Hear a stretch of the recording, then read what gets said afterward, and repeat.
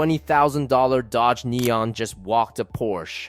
Not in a magazine test, not on a closed track with a professional driver, on a public road at night on camera. And the Porsche driver had no idea what hit him.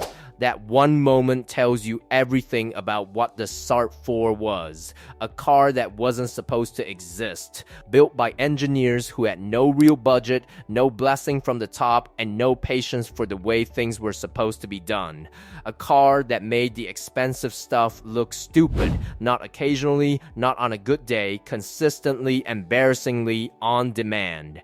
And then a corporation found out it was winning. And killed it.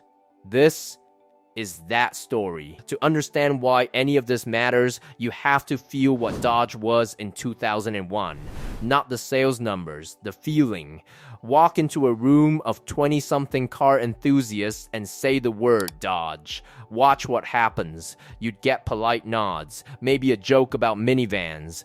These were people who stayed up until 2 in the morning arguing about suspension geometry on internet forums. People who spent their weekends under jacked-up Civics with their hands bleeding. People who genuinely cared, and not one of them was thinking about Dodge. Not even a little. JDM culture had taken over. The Fast and the Furious had just dropped. Super Street was on every shelf. Kids were turboing Eclipses in their parents' driveways and pulling dyno sheets like trophies. The youth market, the people who would spend their last dollar on a cold air intake and argue about it for a year, had already decided where their loyalty was. It was East. Always East. Chrysler was watching an entire generation of enthusiasts walk away and had nothing to say to them. A small group of engineers decided they were done watching. They called themselves Performance Vehicle Operations. VO. And the man leading the charge was an engineer named Herb Helbig, someone who had spent his career believing that performance didn't have to mean expensive, that the right idea executed with enough conviction could beat anything with a bigger budget. No press release, no executive mandate, just a team of people who loved cars, sitting around a table, asking one brutally honest question: what can we build that these kids will actually want? The answer was already sitting in the parking lot. The Dodge Neon, already in production, already paid for, a platform nobody was watching, which meant nobody would notice what they were doing to it until it was too late to stop them. What they did to it was surgical. The base engine was the 2.4-liter 4-cylinder, the A853 block, the same unit going into Jeep Liberties and PT Cruisers. Ordinary by every measure, the kind of engine that exists to move people between places without complaint. But the PVO team didn't see an ordinary engine. They saw a structure that could take real punishment if you put the right internals inside it. Moly forged pistons went in. The cylinder head was opened up for serious airflow. And then came the turbocharger, because the turbocharger was the decision that would define everything. Get it wrong and you build something that needs 20 seconds of warming up before it does anything interesting. Get it right, and every time you touch the throttle, the car feels like it was already waiting for you. They found the Mitsubishi TD04LR 16G. Compact, fast spooling, torque arrives almost immediately, not somewhere in the upper rev range where you've already planned your move and abandoned it. First gear, partial throttle, the boost is already there. The car felt urgent, not fast eventually, fast now. Dodge told the press it made 215 horsepower. Within weeks, enthusiasts had it on a dyno. 225 at the wheels. 235 in some cases. And here's why that number matters. Wheel horsepower is what's left after the transmission, the axles, every mechanical friction between the engine and the road has taken its cut. Add all of that back, and the engine itself was producing something closer to 285 horsepower at the crank. Dodge had deliberately sandbagged their own press release. The car was faster than the Nissan 350Z. faster than the Honda S2000. Two machines with serious sporting reputations and price tags that made the SRT-4 look like a rounding error, beating them in real-world tests repeatedly. Now stop, because this next part is the thing that separates the SRT-4 from every other performance car of that era, and almost nobody tells this story correctly. You know that sound. If you've ever been near one, you know exactly what I mean. That low mechanical burble at idle, that heart pop on a lift of the throttle, that exhaust note that doesn't sound polished or refined or designed by a committee. It sounds alive, like the car has opinions, like it actively wants you driving it faster. People always assume they're hearing a modified car. They assume some previous owner took a grinder to the exhaust and pulled the muffler for attention. There was never a muffler to remove. That car left the factory exactly like that.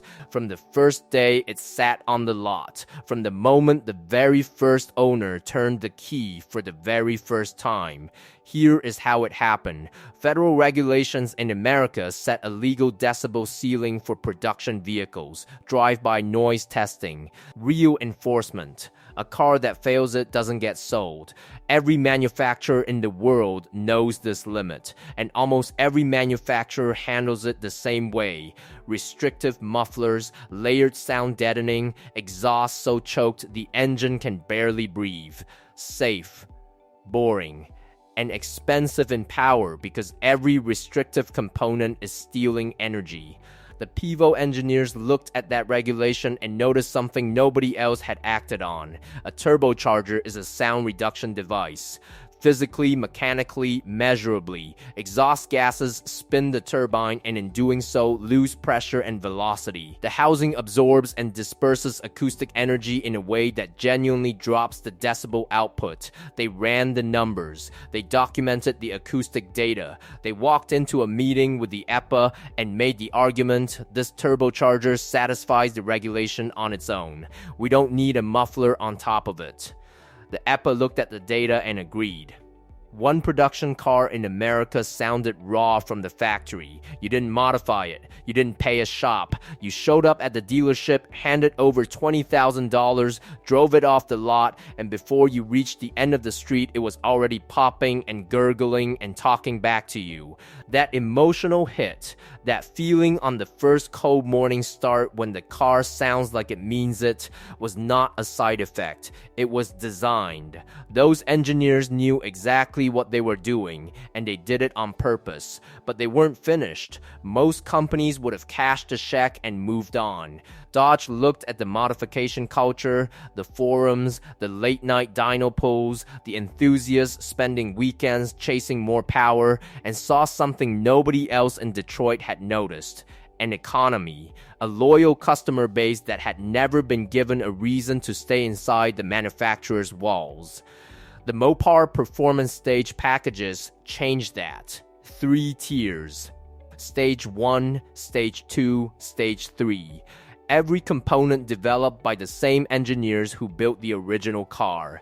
Every package sold at the dealership, installed by the dealership, and backed by the factory warranty. You didn't void anything. You didn't gamble on a stranger's tune. You signed a form, and Dodge took responsibility for the result. Stage 3 brought this $20,000 Neon to 355 horsepower and 380 pound-feet of torque under full factory warranty, while your friend with the Subaru was arguing on a forum about whether his tune might crack a ringland. Nobody in the industry was offering this. Not Honda, not Mitsubishi, not Subaru. Dodge had found the gap in the market, official warranted manufacturer-backed performance, and walked straight through it. The SRT-4 wasn't just a fast car anymore.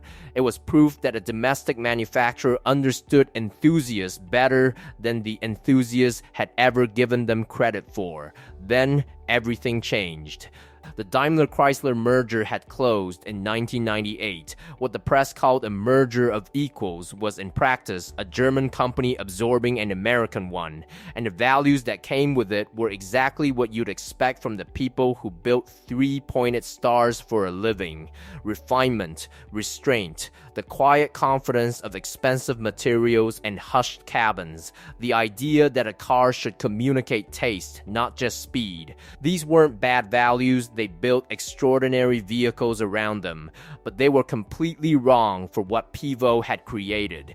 The SRT-4 was loud in a way that offended Stuttgart. It was cheap in a way that made executives uncomfortable at press events. It beat expensive European machinery in a way that felt like a problem rather than a triumph to people who believe price and performance should always align.